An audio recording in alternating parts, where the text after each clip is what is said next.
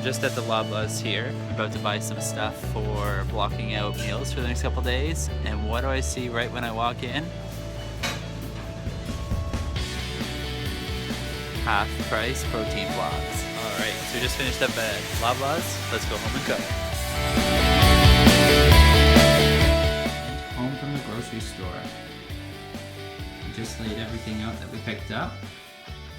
I thought we could go through it and take a look at what do we have and how much of each thing does it take to build its respected macro block. Okay, so we'll start with our chickens, 50% off. Yes. Barbecue, Portuguese, both delicious.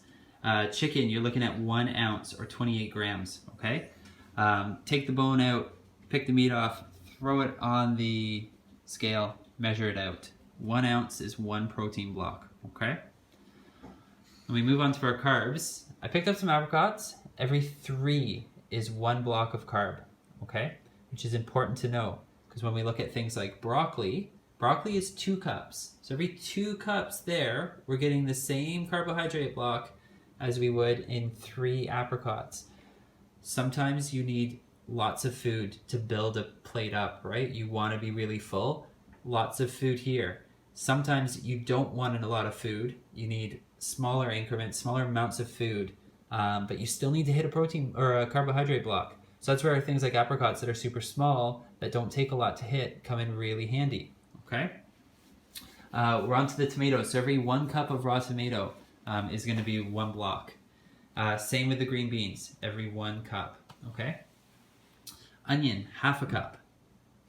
Will hit your carbohydrate block. And then I picked up some parsnips. Parsnips are funny because they're every 1/3 of a 9-inch parsnip.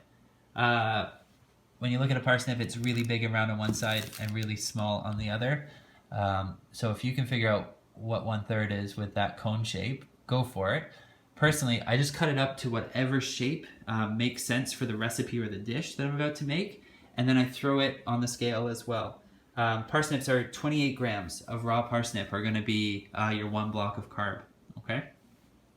And then we picked up some fava beans for the dish that we're going to make tonight. So the sope de ala, I probably butchered that. It's basically a Mexican fava bean soup. So we picked up the beans. They're every 1/3 of a cup is going to be your carb. And then for fats, I picked up some cashews. Cashews are really easy. Like the apricots, they're only 3. So just throw them on the side of anything that you need. A quick block of fat. Most of the fat stuff is going to be really quite small portions anyway. But cashews are really easy to count out and get them in. All right, I just put away the stuff I bought tonight that we don't need for the recipe, and I got out the things I already had for it. Again, we're going to make the Mexican fava bean soup. Already had the oil, the spice, and the garlic. Had to get the beans, the onion, and the tomato. I spent $5.34 on those 3 ingredients at the store tonight.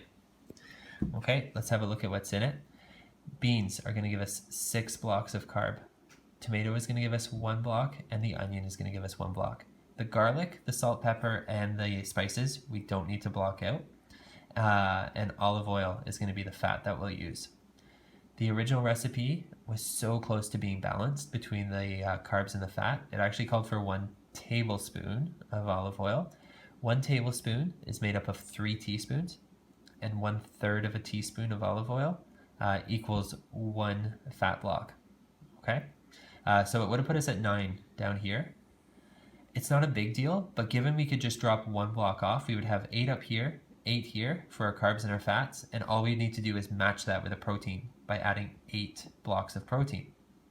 Right, and the protein could be anything. It could be the chicken we bought. It could be some boiled eggs. It could we could prep some fish and just have it on the side. My hope is that I can actually just add the chicken into the soup and have it like that. So that $5.34 we spent on the ingredients over here is actually enough to double up the recipe. So we're going to end up with 16 blocks of carb and 16 of fat. I personally am on a 4-block meal, which is great. It means that once we double this up with the ingredients that we bought, I'll be able to get 4 meals out of it. The chicken was $5, and I'm definitely gonna get more than 4 meals worth of protein out of that. So if we add that up, the $5 on the chicken and the ingredients over here, the $5.34 here, it works out to $2.59 per meal for the fat, the protein, and the carbs. It does not have to cost a lot of money to make a meal if you understand what macros you need and what macros are in the food that you're getting, and then how to mix that together, right? $2.59 per meal. It's not going to cost us a lot.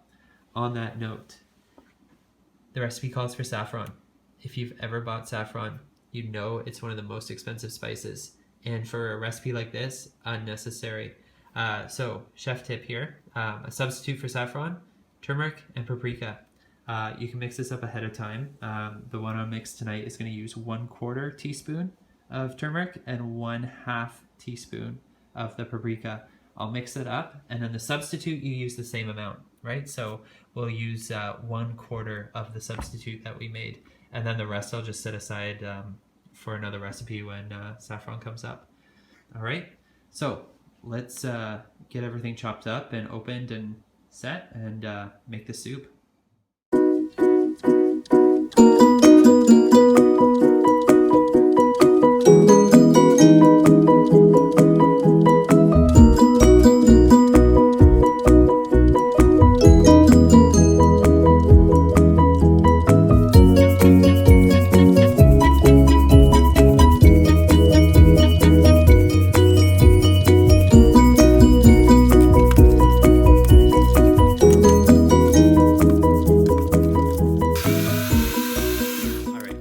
Heating up, so I thought I'd take a moment to talk about why. Why do we measure? Why do we worry about balance of macros, like your fat, your protein, and your carbs? The answer is what gets measured gets managed. So if we have a metric to what it is that we're putting into our body, we then have a tool that we can tweak based on our goals, right? Right now, I'm on a 4 block for my meals, and it works really well. Energy level is great. My weight is great, things are good. If I suddenly change my goals or change my training and something shifts, right? Do I start losing too much weight? Do I start gaining too much weight? How are my energy levels? Can I sustain what it is that I'm doing? I have a metric that I can then tweak. I can change the amount of fuel that I'm putting into my body, right? When a while back we shared the post from the CrossFit put out a really cool pyramid that has nutrition as the foundation, right? Then your metabolic conditioning is the next row up. Then you've got your gymnastics. Then you have your weightlifting and throwing, and then you have your sport. A lot of people focus on the sport. A lot of people focus on the weightlifting, not so much the throwing. Less focus on the body movement. And then what is metabolic conditioning and nutrition, right? And the issue is, whichever level you're focusing on your potential can only reach as high as the supporting levels below it, right? Nutrition is the foundation. Put in energy and education into knowing what you're putting into your body, so then you can know and tweak how it's going to affect the energy system above, your body movement, your weighted body movement, and then lastly the sport on activity up the top. All right, remember, what gets measured gets managed, and we can play with those numbers if we know. It takes the guessing out. It's worth the effort, for sure. Let's get back.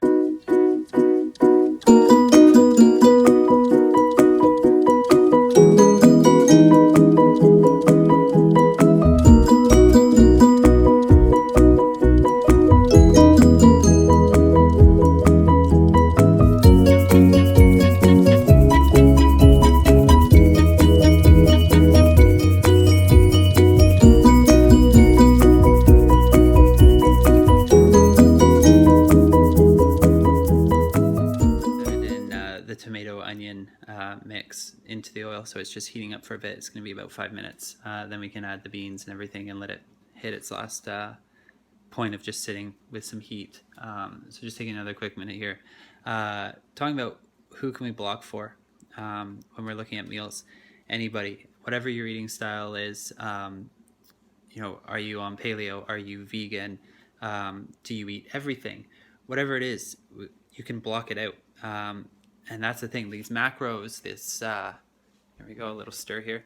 Macronutrients are not eating style specific, right? Everything can be broken down into what's the carb, the fat, and the protein.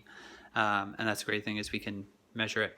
And like I said, we can manage that, which is great. So if you have any questions, we're doing meal plans, right, at the gym. If you want more recipes, if you need help with any of this, that we're there. Like, that's what we do. If you have no idea what your body is consuming, like in terms of macros, let's start documenting it. Let's have a look at what it is. We don't need to make any tweaks right away. First, you have to assess, right? What is the situation? And then look at, does it need to be changed at all? And if so, by how much? And then when you make those changes, what does it do to your performance, right? That's where documenting how your workouts are going can help. Again, right? It puts a metric to that. How fit are you? How are you feeling with that? Are you doing workouts that are have time parameters or rep things like AMRAPs, as many rounds as possible over a set time, or how fast can you do something, things like that. Those are all metrics that we can then cross-check to see, like, hey, if we make this tweak to your food, do your numbers go up if everything else stays the same? Right? We got some good sizzling here. All right, so I just took everything out and put it in a big measuring cup here, and this is almost too perfect. We have 4 cups. So 4 cups of the soup. It's really quite good. And we said that was going to be 4 servings, right? So 1 cup per serving. Super easy. So that's the carbs and the fats. And then over here, I took both the chickens and I deboned them. So I pulled all the meat off of them, cut up the bigger pieces like the breasts and stuff like that. Over here, we've got the scale. So I zeroed out the scale, right? And then 4 ounces is going to be what we add, right?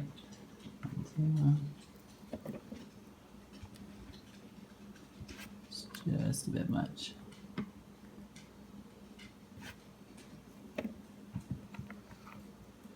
Let's add a different piece. About there. Yeah, so 4 ounces of chicken. So proteins, fats and carbs. Once I measure this out to 1 cup, so I can just pour it in through here, put the chicken on. We're good to go. There's a meal. Delicious. All right, so here we go. So it's all packed up for tomorrow. The 4 ounces of the chicken. I spooned out the 1 cup of the soup. So that's a 4-block meal right there. And there's 3 more to go. Like I was saying earlier with the chicken, $5 for whole chicken is really good because I took the 4 ounces out, which is 1 serving, and barely made a dent in it. So 1 chicken's gonna last quite a while. So just be smart with your with the way that you block. Like I said, it does not have to cost a lot of money to eat really well. All right. This was a lot of fun to shoot. Some fun retakes for sure. And if anybody has any questions about any kind of food stuff, just hit us up at the Iron King. Okay. Talk to you later.